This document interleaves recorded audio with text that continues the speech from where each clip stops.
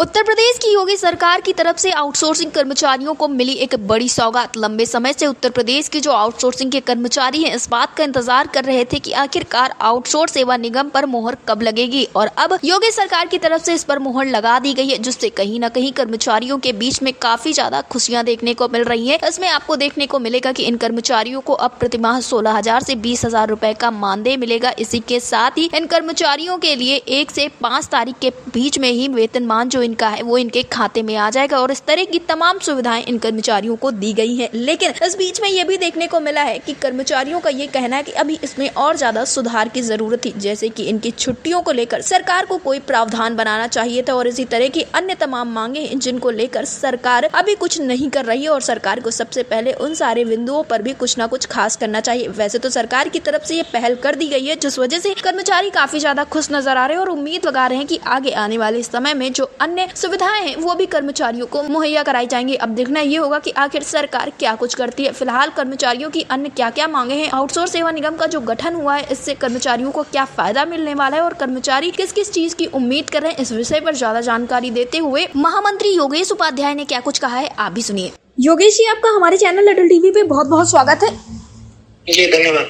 योगेश जी, जैसा कि देखने को मिला है कि हाल फिलहाल में जो आउटसोर्स के कर्मचारी हैं उनको एक बड़ी खुशखबरी मिली है। योगी सरकार की तरफ से एक बड़ा फैसला लिया जाता है जिसमें उत्तर प्रदेश आउटसोर्स सेवा निगम का गठन किया जाता है। तो इस पर जो कर्मचारी हैं उनकी क्या कुछ प्रतिक्रिया देखने को मिल रही है?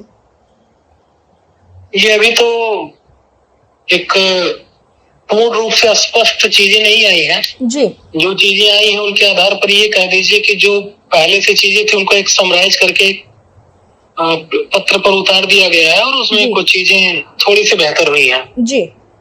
जैसे कि एक न्यूनतम वेतन तय होना जी अच्छा है जी। लेकिन क्या जो एजेंसी का शेयर है, चाहे वो जीएसटी है जी, कमीशन है, वो राशि उनके वेतन से जाएगा जो न्यूनतम वेतन तय हुआ या अलग से दिया जाएगा, यह स्पष्ट नहीं किया गया है जी। क्योंकि पहले भी बजट ऐसे ही था जी। तो पहले वेतन से आहरित होता था, तो ऐसा होगा तो बहुत समस्या का सामना करना पड़ेगा, तो वेतन में कोई परिवर्तन नहीं होगा जी। साथ ही 30 दिवस के महीनों में 26 दिन का कार्य किए जाने की बात की जिक्र की गई है जी। ऐसे में चिकित्सीय अवकाश और आकस्मिक अवकाश के बारे में क्या लाभ दिया जाएगा, ऐसा कोई सुझाव नहीं दिया गया है, जबकि कुछ विभागों में सेवा प्रदाता के माध्यम से कार्यरत कर्मचारियों के लिए 15 दिन का सेल, 15 दिन का मेडिकल दिया जाता है जी। ऐसे में तो उनका नुकसान होगा जी। तो ये चीजें स्पष्ट होनी चाहिए और साथ में कोई बीमा का प्रावधान नहीं है, जो ईपीएफ ईएसआई का लाभ पहले से मिलता था वही है जी। अगर इसमें दुर्घटना बीमा का कुछ प्राविधान होता पहले, जैसा कि पहले एक बार समाचार पत्रों के माध्यम से सूचना आई थी कि 30 लाख का दुर्घटना बीमा भी रहेगा जी। ये सब चीजें नहीं सम्मिलित की गई हैं, केवल जो वेतनमान है एक न्यूनतम वेतनमान करके एक सम्मिलित एक स्केल तय कर दिया किसका क्या वेतनमान होगा। एक तो ये बेहतर चीज हुई है जी।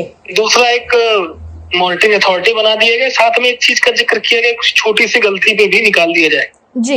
ये थोड़ा लोगों के दिमाग में भय का माहौल बना रहा है कि अगर कोई गलती किसी से होती है या कोई अनजाने में आरोप लगता है, कोई जानबूझ किसी के ऊपर गलत आरोप लगाता है जी। ऐसी दशा में जांच का विषय होना चाहिए जी।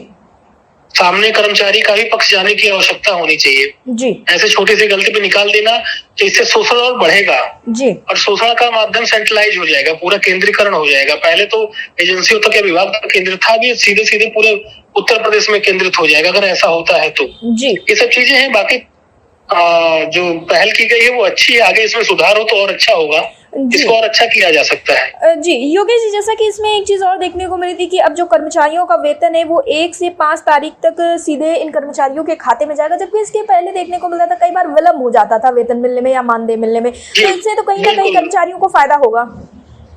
ये बिल्कुल समय से वेतन मिलने की बात हो, क्योंकि वो निगम से सीधे वेतन उनके खाते में जाएगा, ये एक अच्छी चीज रहेगी। क्योंकि पहले देखा जाता था कि कर्मचारियों को पूर्ण वेतन नहीं मिलता था, वेतन उनका काट लिया जाता था या जो बजट विभाग देता उसमें से कम करके देते थे। वो सब चीजें अच्छी हुई हैं। जी योगेश जी, इस बीच में एक चीज और देखने को मिली थी, जब ये नई व्यवस्था लागू हो रही थी इस दौरान ये भी कहा गया था कि आउटसोर्सिंग के लिए जो चयन प्रक्रिया होगी उसमें लिखित परीक्षा और साक्षात्कार यानी कि इंटरव्यू का प्रावधान भी किया गया। इससे बेहतर और गुणवत्ता वाले लोगों को और योग्य कार्मिकों को जो नियुक्ति है वो सुनिश्चित हो सकेगी। तो क्या इससे कोई फायदा होने वाला है? जो लोग ज्यादा योग्य हैं उन्हें क्या एक अच्छा मौका मिल सकता है?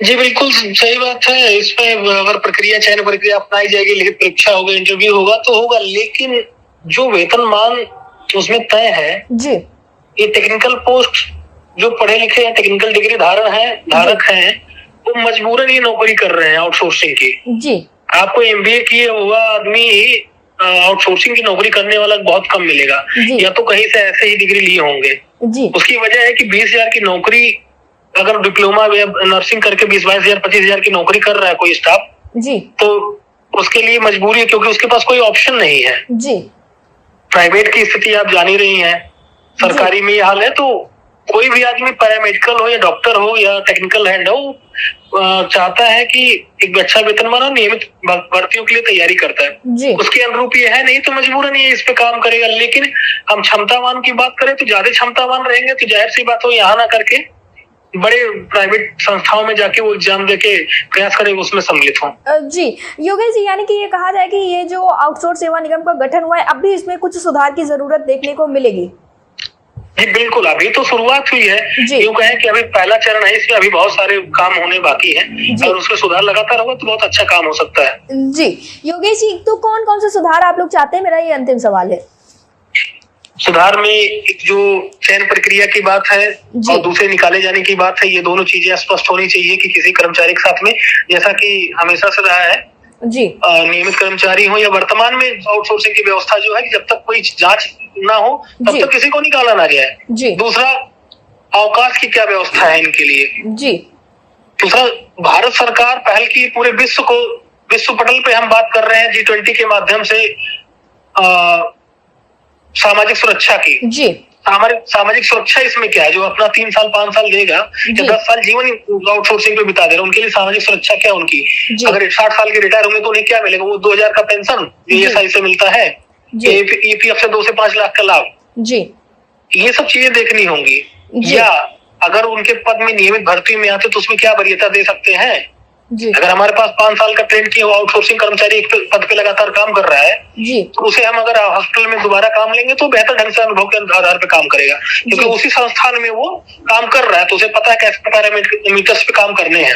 तो इसमें नियमित नियुक्तियों में वरीयता की बात और कैसे करके आगे चल के इनको नियमित किया जाए, इस पे भी चिंता करनी चाहिए। और इसमें अन्य जो अपने आउटसोर्सिंग के अलावा भी व्यवस्था है संविदा के लिए और वित्त पोषित योजना जो स्कीम वर्कर्स होते हैं उनके लिए भी सरकार को नियमावली की चिंता करनी चाहिए। जी योगेश जी, टीवी से जुड़ने के लिए धन्यवाद। धन्यवाद।